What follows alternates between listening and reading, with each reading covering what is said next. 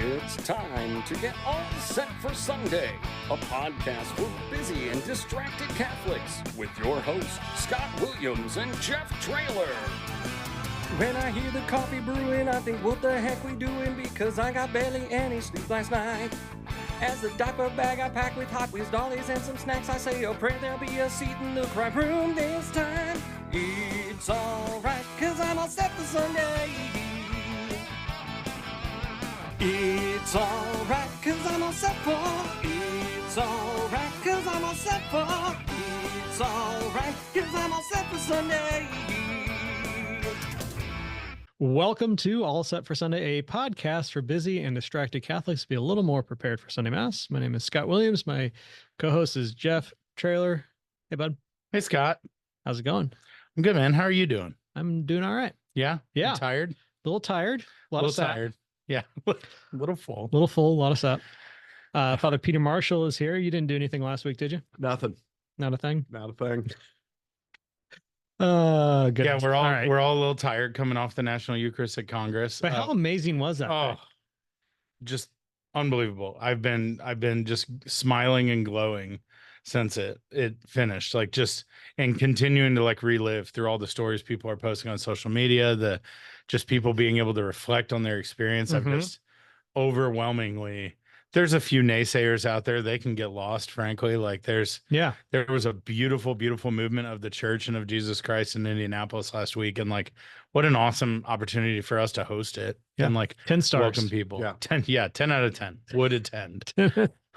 Father Peter, I saw you at Mass. I Yes. forgot to mention that.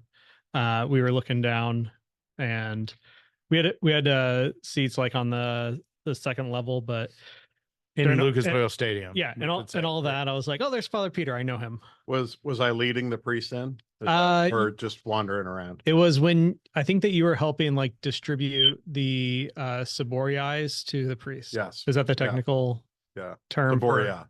Saboria. Yeah. Mm. You, Singular. you were being funny, but you were really close. I know. Good job. Singular is Saborium. Plural is Is Saborium. that Latin? Yes. Amazing. Figured as much.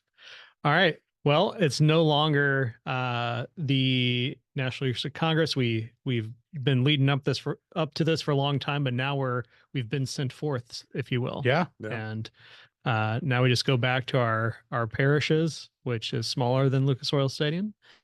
Thankfully. But we get to even have a greater impact. So Yes. looking forward to it.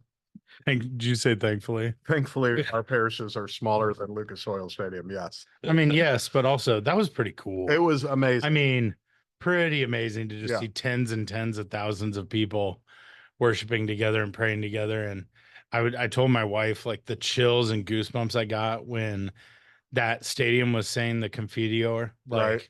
just the booming of that Yes. being prayed by 40, 50,000 people, whatever it was, like was just, it overwhelmed me. I'm still emotional about this whole thing. Mhm. Like I keep getting teary eyed just thinking about those experiences and like what was going on and like just how beautiful it was. So Yeah. anyway, but All right. smaller parishes too. That's cool.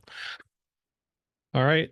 Well, what we on the 17th Sunday in Ordinary Time now? Is that right? 17th, yes. Lucky number 17.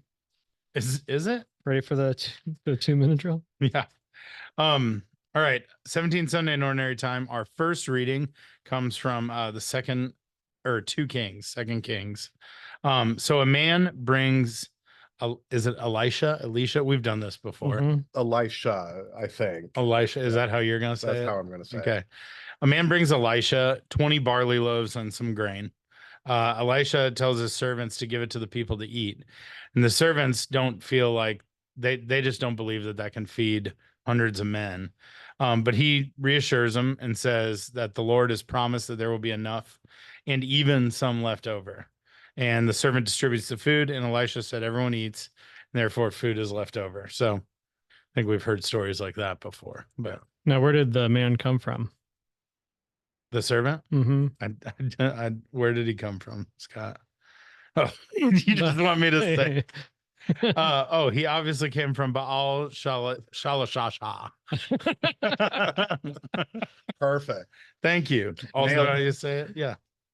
Our responsorial psalm this week is the hand of the Lord feeds us. He answers all our needs. I think I see a theme coming in here. And frankly, like anyone who watches, if you've never seen me, you may not know, but anyone who watches knows I can get behind this theme. Being fed, eating. Like this is my kind of Sunday readings. Our second letter comes from Ephesians chapter 4, 1-6. So Paul is urging believers to live a life worthy of their calling, emphasizing humility, gentleness, and patience. And he encourages them to bear with one another in love and maintain unity of the Spirit through a bond of peace. And then he highlights the oneness of the body of Christ, stressing that there is one body, one Spirit, one hope, one Lord, one faith, one baptism, and one God and Father of all, who is over all, through all, and in all. Pretty easy, simple, basic. Yeah. There's one in all, and all in one, and one in all. And then we have our gospel reading. Our gospel today comes from John chapter 6, 1-15. John went across the Sea of Galilee. A large crowd followed him. Jesus, not John. Jesus went across the Sea of Galilee. A large crowd followed him because they saw the signs he was performing on the sick. Jesus went up on the mountain, and he sat there with his disciples. The Jewish feast of Passover was near. When Jesus raised his eyes and saw the large crowd was coming to him, he said to Philip, "Where can we buy enough food for them to eat?" He said this to test him, because he knew what he was going to do. Philip answered him, 200 days' wages worth of food would not be enough for each of them to have a little. One of his disciples, Andrew, the brother of Simon Peter, said to him, "There's a little boy here who has 5 barley loaves and 2 fish. But what good are these from that many?" Jesus said, "Have the people recline." Now, that's funny. Sorry. Have the people recline. Now there was a great deal of grass in that place, so the men reclined, about 5,000 in number. Then Jesus took the loaves, gave thanks, distributed them to those who were reclining, and also as much fish as they wanted. When they had had their fill, he said to the disciples, "Gather the fragments left over, so that nothing will be wasted." So they collected them and filled 12 wicker baskets with fragments from the 5 barley loaves that had been more than enough they could eat. When the people saw the sign he had done, they said, "Truly, this is truly the prophet, the one who has come to the world." Since Jesus knew that they were going to come and carry him off and make him king, he withdrew again to the mountain alone. All right. Yeah. Makes me wonder how much was left over from Lucas Oil Stadium. A lot. Great question. Because you have to have enough for everybody. Wait, this is on my dumb questions list, but we can do it. It is? Yeah. Oh, okay. It's all right. Sorry. No, go ahead. I can come up. I'm dumb. I can come up with other dumb things. Great. You laughed a little too. You're not dumb. Oh, that means I'm dumb. All right. We can do it later. Okay. What are you preaching on this weekend, Father?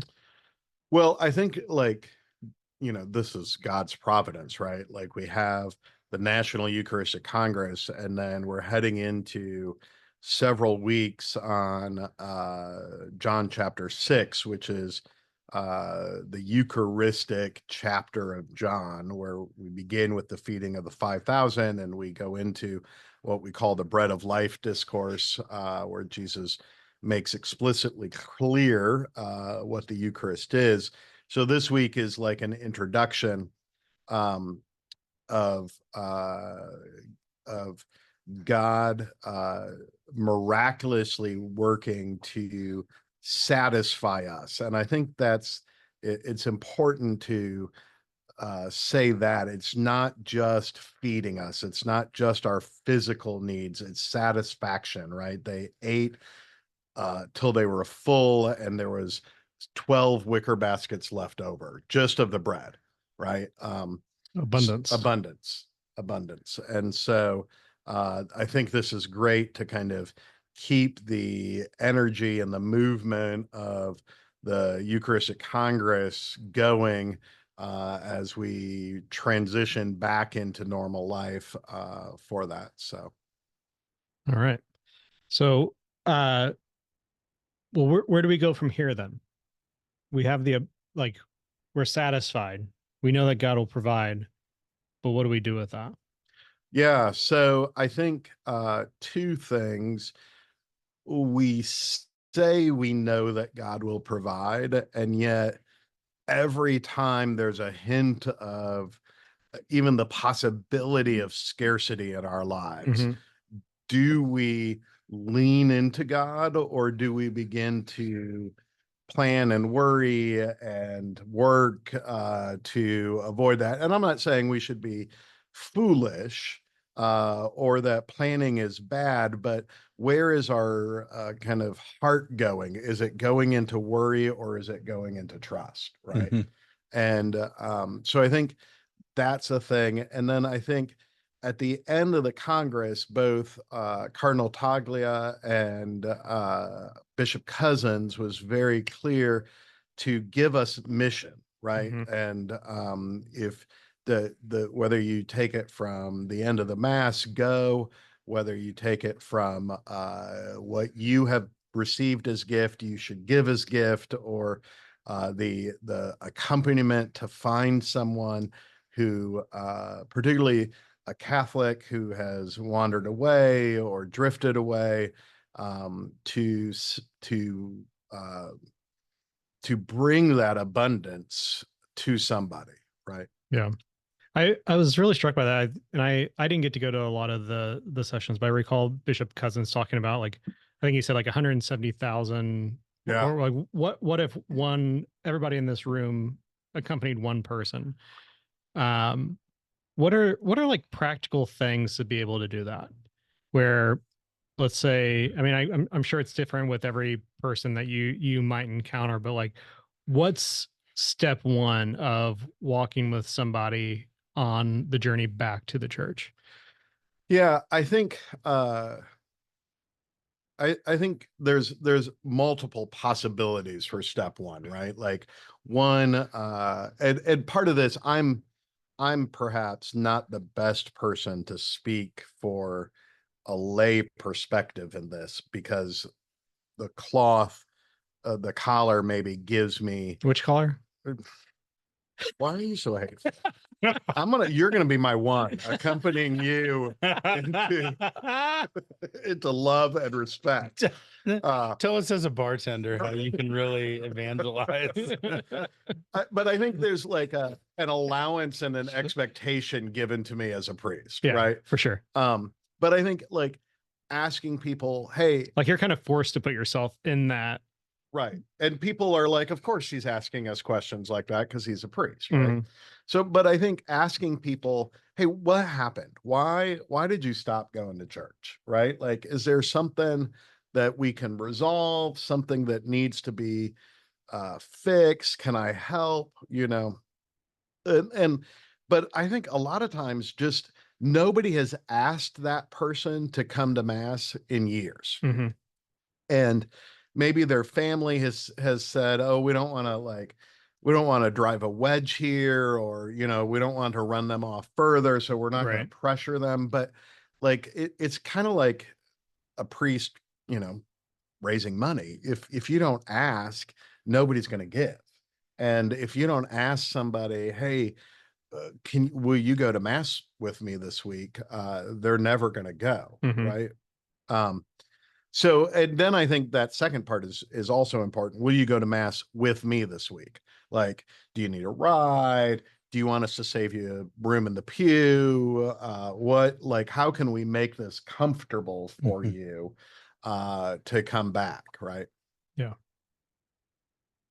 Yeah, it's like you said though, we get, whether it's family, whether like I'd almost rather have that conversation with a person I've never met Right, than a person that I love and care about and is close to me and I have a relationship with, but I know is away from the church. right, And I know that that's a broken part of me. Like I know that those are the people who I should be having that conversation with, but it does make it so much more challenging and so much harder with that worry that you do drive a wedge, right? right. You do, like, it's a conversation Elizabeth and I literally just had last night about a family member who we're trying to figure out, like, we feel this call to try to help bring this person back to the church, but we also know that, like, when we've tried to do this in the past, it's ended in like going 4 or 5 months without speaking to each other. Right. And like it just can become such a hard thing. Then I think like if you have experience like that. So Mhm. I number one, like if you've never asked somebody, don't assume it's going to be a negative experience. That that's so graceful. Thank you.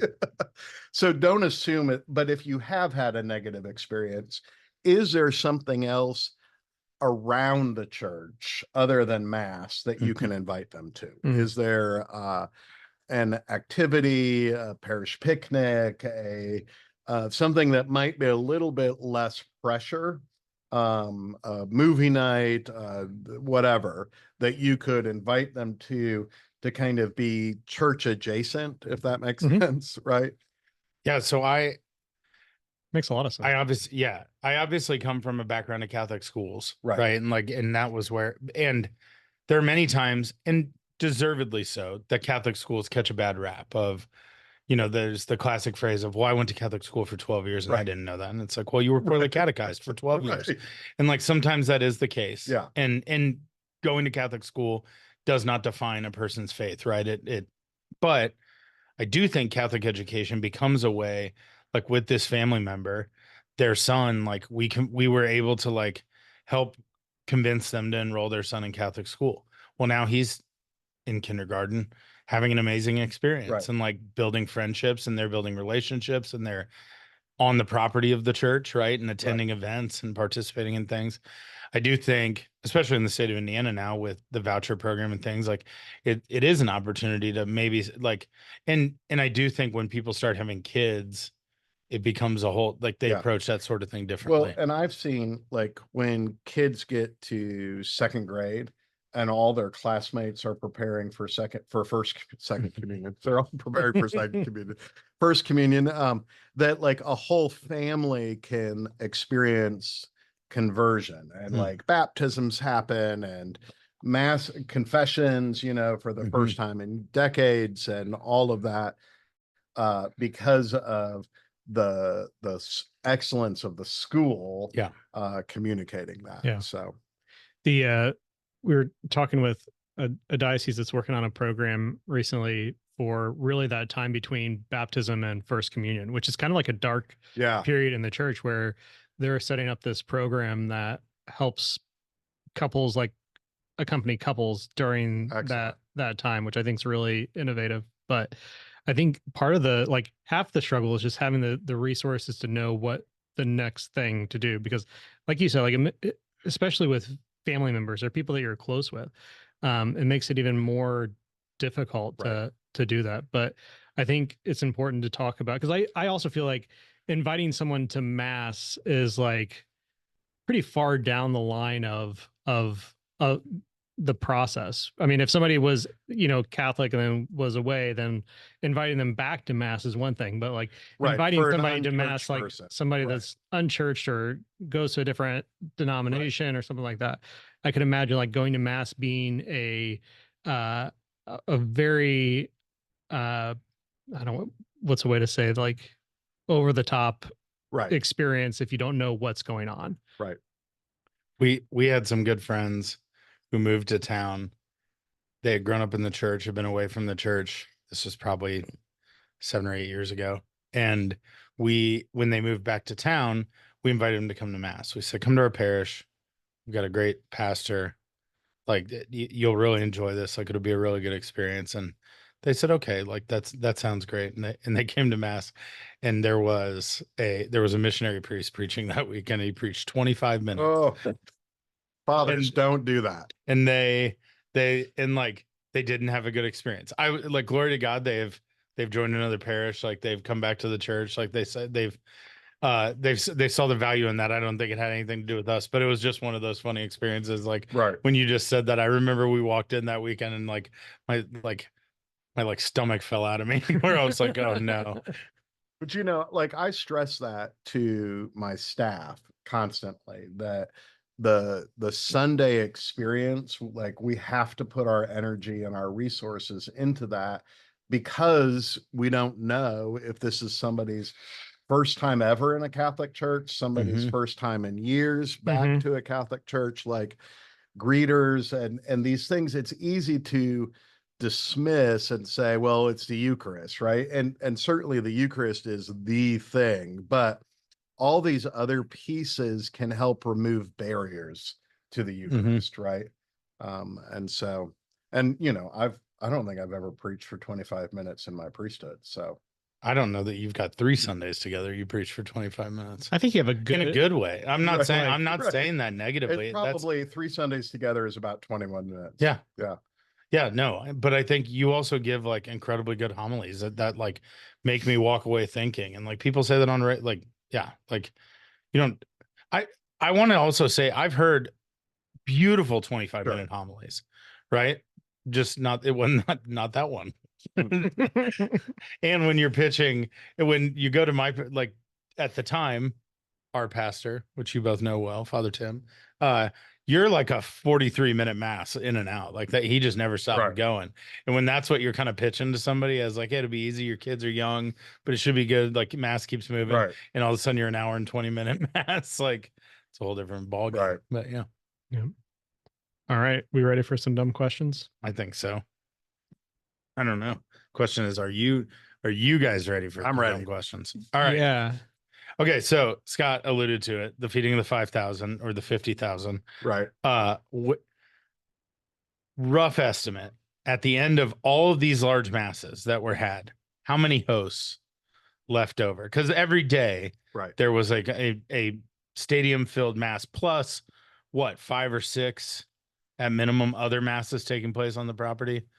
How many hosts left over? 5 to 10,000. 5 to 10,000.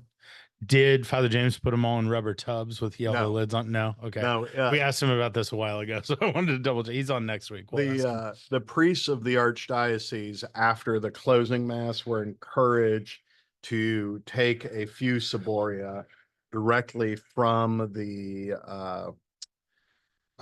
convention center or Lucas Oil Stadium to the tabernacle at their parish. And so a lot of them were distributed out across the archdiocese. Oh, cool. What happens to what's left?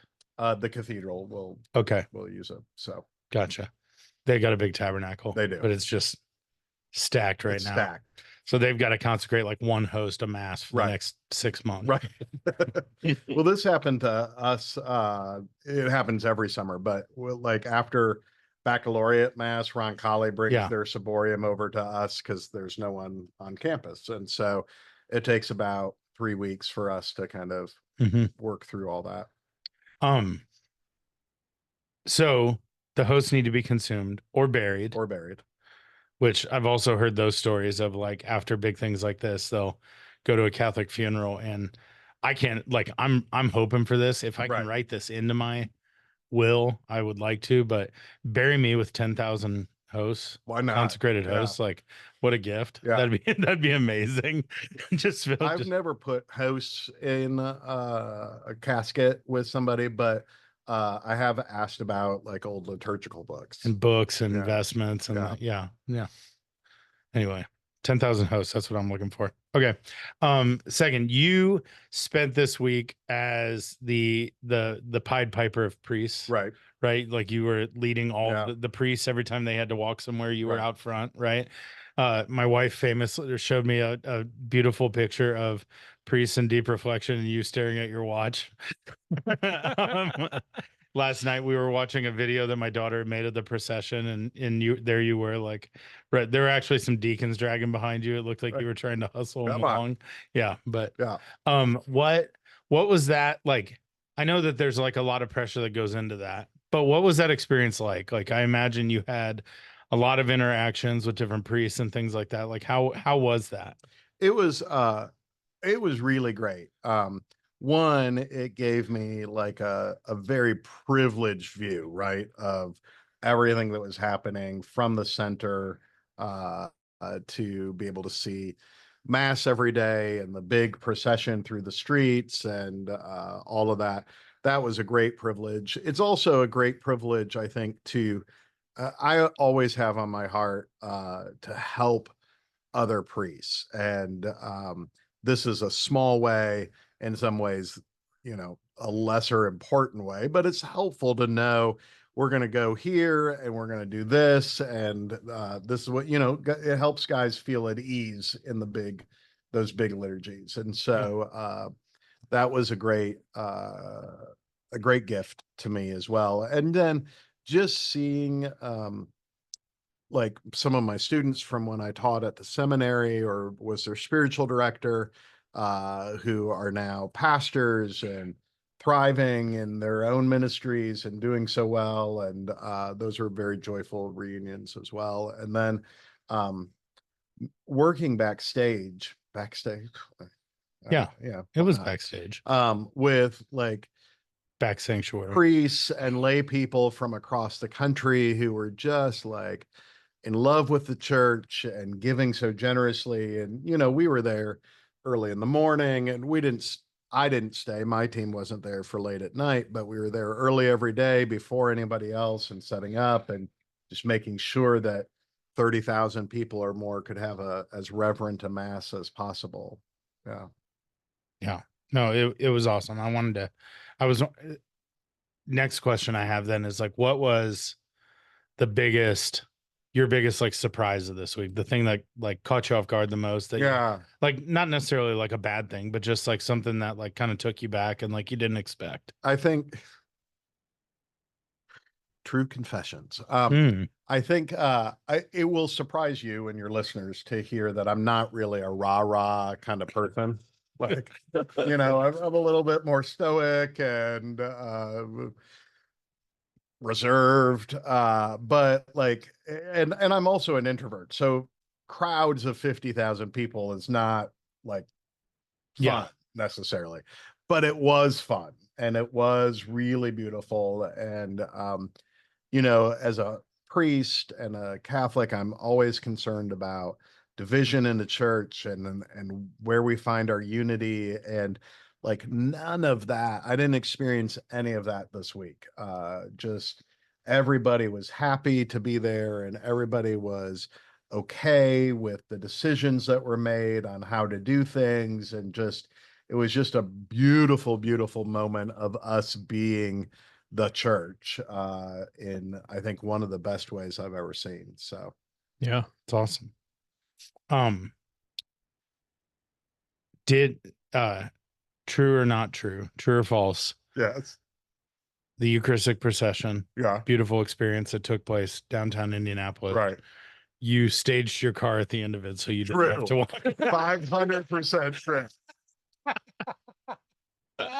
At like seminarians were making fun of me and like, how lazy can you be? And I'm like, why is it lazy to not want to walk back the exact mile and a half that I just walked? Yeah, right? You're halfway home. Right. So yes, I no shame. None. Pre-staged it, paid 6 hours of parking to make sure that it was going to be okay. I'm proud of you. That's foresight. Yeah. What's Cardinal Tagla's job?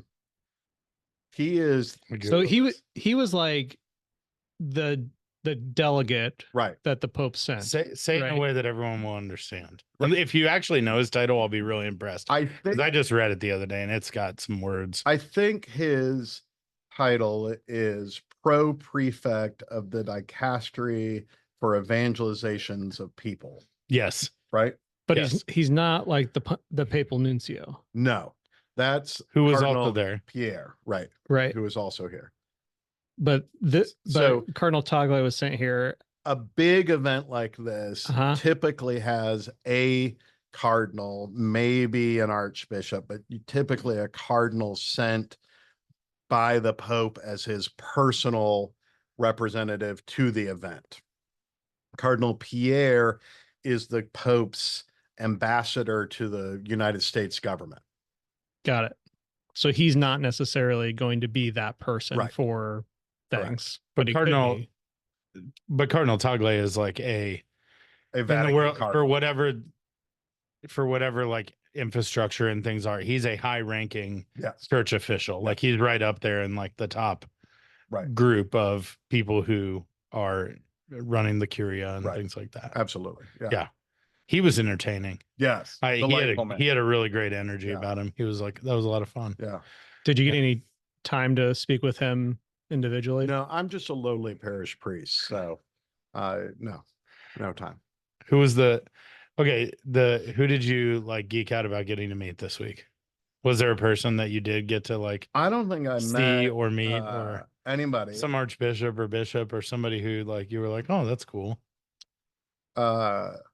No, like, so I do this work also with NCYC, and I was at St. Meinrad Seminary for a while, and so I've met several bishops, and like Bishop Cousins I've known for a few years, not well, but so it was good to see him again, and other bishops, and then like all kinds of people, right? Like Steve Angrisano, who I adore, and Tammy Becht was there, and all these like people that I know from various church functions. I did meet the here it is. Well, the couple they're from Texas, and they were the main mass musicians, a husband and Dave wife. Moore and amazing. Yeah. Right. They were so fantastic. So I did kind of put myself out there and introduce myself. Good for you. See, that's what I was looking for. That's okay. Yeah. That's cool. You mentioned Bishop Cousins, and we all have a million stories to share, but Bishop Cousins, this week we obviously had 6 of our leadership team members plus another 9 contractors who we employed this week that were working in our booths and stuff. And I had a group of recent high school graduates, high school boys, or like 18-year-old boys who were working with us. Amazing young men that just killed themselves this week for us, honestly. But on it would have been Tuesday night, I guess. We were at the convention center finishing our setup, putting some things together, and Bishop Cousins came walking through. And so he walks up, and these boys don't know who he is, right? But like I was like, oh, there's a bishop coming over. And I knew who he was. I just kind of wanted to see how it went. And he came over and said hello, and I introduced myself. And he had no interest in talking to me. He saw these young men there. He wanted to chat with them. In probably 10 or 15 minutes, he's talking with them and like asking them questions. He was talking about how the night before he had been in, or I guess it was Monday night, because the night before he had been in assembling the IKEA furniture in our booth that we were like, he's like, yeah, I was here for a couple hours last night putting furniture together. And like, and I just thought it was a really powerful, like he walked away and they were like, wow, that was really cool. And they were like, who was that? And I was like, he's the reason we're all here. Like, he's the reason we're all here. This was his idea. This was his big push. This was it. He's his brainchild. He put this together. He made it happen. And like, they were really like, these guys were really taken back by this. But then it sparked a conversation amongst them where one of them said, yeah, I've been following along with the pilgrimage. And he's like, all of a sudden I'm like watching evangelization happen amongst 18-year-old like meathead boys, right? Like who, like, it was just a really powerful thing at the very beginning of all of this. But it also like, it gave you the sense that like Bishop Cousins like had such a prominent role in this thing, but he was also there Sunday night assembling IKEA furniture, like, because it mattered to him, and it's really awesome. So absolutely. All right. But that was, sorry. Oh, flat back, circle round, whatever. Like if somebody is too scared, nervous, whatever, to make that first question, like, I think that's a niche that you guys really fill well with Catholic concepts, is putting Jesus, the Eucharist, Mary, the saints on a t-shirt, socks, whatever, so that like introverts like me can kind of quietly display the faith and spark that thought in other people. And so I think, if you have to work up to saying it out loud, start somewhere quiet, right? Yep. Just start. That's the goal. Yeah. Start the conversations. Yeah. Make sure you pay him when we're done. I will. Yep. Yeah. All right. Well, I think that's it. Thank you so much for thank you, Father, giving your time both last week and today. Yeah, absolutely. Bye. Bye, everyone. It's alright, cause I'm all set for. It's alright, cause I'm all set for. It's alright, cause I'm all set for Sunday.